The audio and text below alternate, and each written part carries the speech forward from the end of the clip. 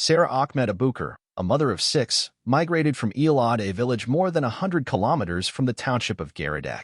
Abukar's situation typifies that of tens of thousands of families living in the vast, arid regions of Togdheer, Sul and Sanig, who were displaced by the severe drought that afflicted eastern parts of Somaliland in 2022 and part of 2023. The drought wiped out our entire herd of goats that numbered close to 200. With my children and husband, we were forced to leave our village to save our lives. We walked for days and ended up here where we settled as internally displaced persons. The local authorities say that the drought was the harshest in decades. It dried up water pans and boreholes and decimated pastures, forcing families from far-flung villages like Elade to flee to areas like Garadag in search of assistance. The assistance provided to these families included direct cash transfers of about $60 per month. The Humanitarian Cash Transfer Program ran from June to December 2023, initiated by UNICEF with funding from the German development bank KfW. Supported families with pregnant women and children under 5 years of age. Some 14,000 people were assisted through the program, giving them cash to buy basic commodities like food, cooking oil, and water while building their ability to ride out future climate shocks. Before the cash transfer started, we had nothing, and the host community also had nothing more to share with us, says Abukar.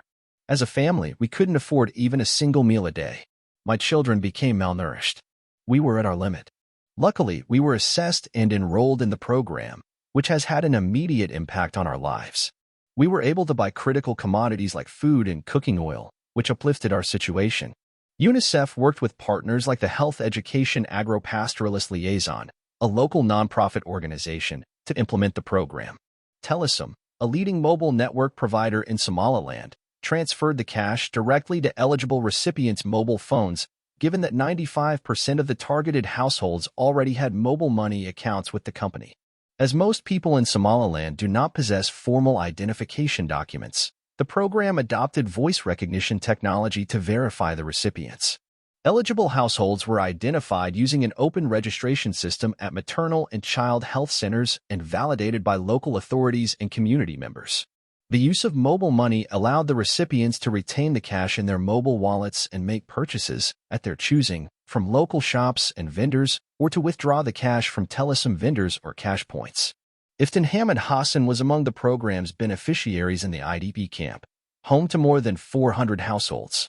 The mother of 7 was displaced by drought from the wider Sanig region. We lost everything. We settled here, completely destitute.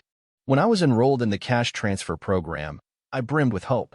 With the money, we were able to buy food and other needs from the local market. Our lives were saved by this program. Another notable benefit of the program, says Samsam Yusuf, head nurse at the Garadag Maternal and Child Health Center, was the improved nutritional status of mothers and children participating in the program. We noticed through screening that children from displaced families were the most affected by malnutrition, including Abukar's twin children. The cash the family was receiving enabled them to buy food, which aided the children's full recovery. During their treatment, the family also had access to outpatient therapeutic services, counseling, and immunization. The cash transfer program has had a multiplier effect beyond the families by injecting much-needed cash into the local economy, which had been depressed by the drought. At the start of each month, there was a noticeable buzz of commercial activity in the township, especially the women who commuted to the markets and shops to buy essential supplies, adds Sam. As the 6-month cash transfer program was a short-term humanitarian intervention, it ended in December 2023. There is no denying, however, that without it, many children like Abukar's would have lost their lives.